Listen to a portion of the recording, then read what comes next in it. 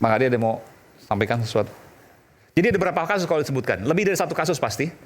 Iya pasti lebih dari. Lebih dari 5 kasus? Ya 5 kasus lebih itu. Lebih dari 5 kasus bahkan, ini Video luar biasa puluhan. ini. Videonya puluhan. Mas Ade ada mau sampaikan sesuatu?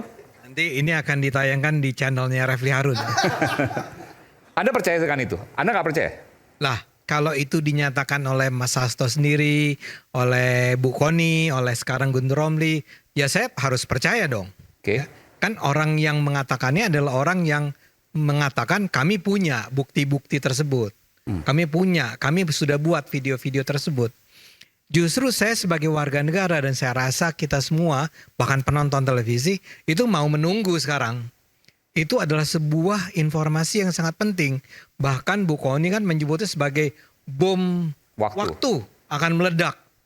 Ya saya kan nggak punya urusan sama orang-orang yang tadi akan diangkat oleh Mas Hasto dan Bu Koni ini kan.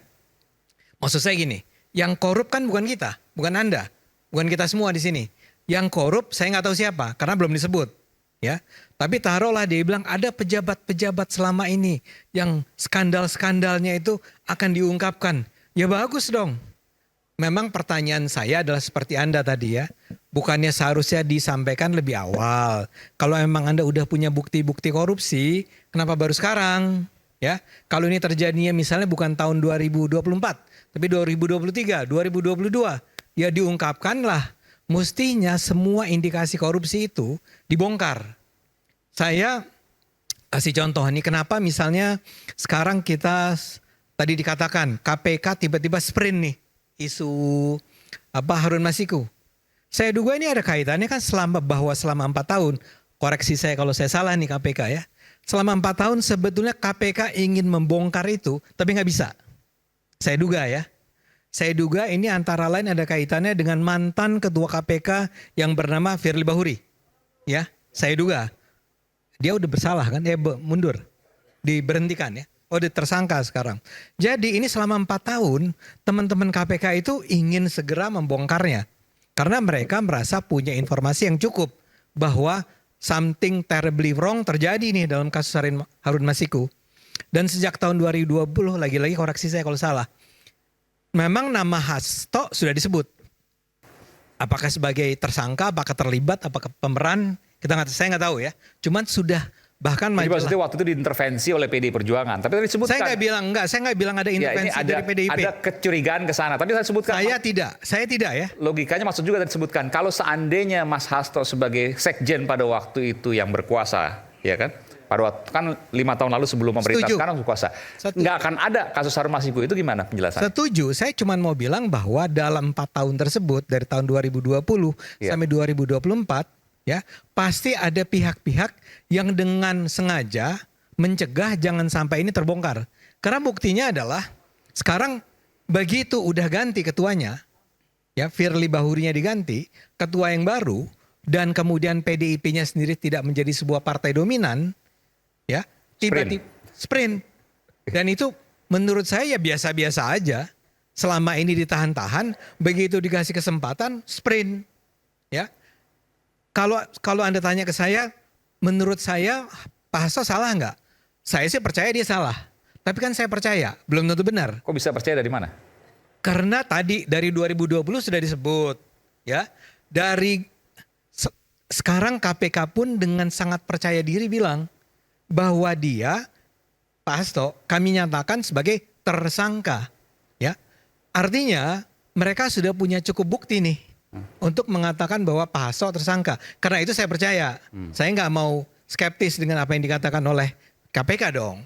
Jadi data-datanya cukup untuk membuat kita percaya Pak Hasto bersalah. Nah saya kembali ke pertanyaan Anda. Jadi memang data-data itu bahaya kalau ditutup-tutupi. Menurut saya apa yang dilakukan oleh Pak Hasto itu sebetulnya kurang tepat. Bahwa beliau itu selama ini sudah mengumpulkan bukti-bukti korupsi oleh para pejabat. Dari mana ke mana saya nggak tahu. Tapi dia mengumpulkan data-data mengenai pejabat yang korup atau yang melanggar hukum. Tapi dia diamkan. Nah sekarang ketika kasus dia sendiri lagi rame. Kemudian dia bilang bahwa saya akan bongkar nih. Menurut saya itu nggak pantas. Seharusnya nggak pantas dalam arti begini. Kalau Anda memang punya data-data itu yang sangat kuat, yang seperti bom waktu, yang akan mengguncangkan Indonesia, ya, artinya itu adalah informasi-informasi besar, bukan informasi yang receh-receh, bukan informasi yang nggak penting. Ini pasti penting, pasti menyangkut nama-nama orang terkemuka. Nah, kenapa itu selama ini Anda tutup-tutupi? Dan kemudian bahkan saya sampai bertanya, betul nggak kalau Anda menutup-nutupi informasi mengenai korupsi, ya, dan Anda dengan sengaja menyembunyikannya di bawah meja, di bawah tempat tidur dan seterusnya, Anda turut bersalah dalam tindak korupsi tersebut. Saya kasih bayangan nih, kalau saja yang nanti akan diungkapkan oleh Pak Hasto adalah sebuah korupsi yang dilakukan oleh pejabat X pada tahun 2022, 2 tahun yang lalu, dan informasi tersebut dengan rapih ditutup oleh Pak Hasto sampai tidak diketahui oleh publik, dan baru sekarang dia ungkapkan bahwa pejabat X itu pada 2022 sebetulnya memperoleh gratifikasi sebesar 50 miliar rupiah. Menurut saya harusnya tahun 2022 itu diungkap kepada publik bahwa saya punya informasi nih mengenai Pak Ade Armando yang terima 50 miliar. Jika tidak diungkap dan baru diungkap sekarang ketika ada kasus, maka? Menurut saya mungkin salah nih. Ahli hukum lebih harus bicara di sini. Kalau itu dia diamkan, dia akan bisa masuk dalam kategori orang yang terlibat di dalam menyembunyikan informasi korupsi. Dan itu adalah sesuatu yang terlarang dalam undang-undang korupsi. Nah, jadi saya ingin katakan begini. Saya sih sangat gembira kalau Pak Hasto, Bu Kony sampai berani untuk membongkar ini.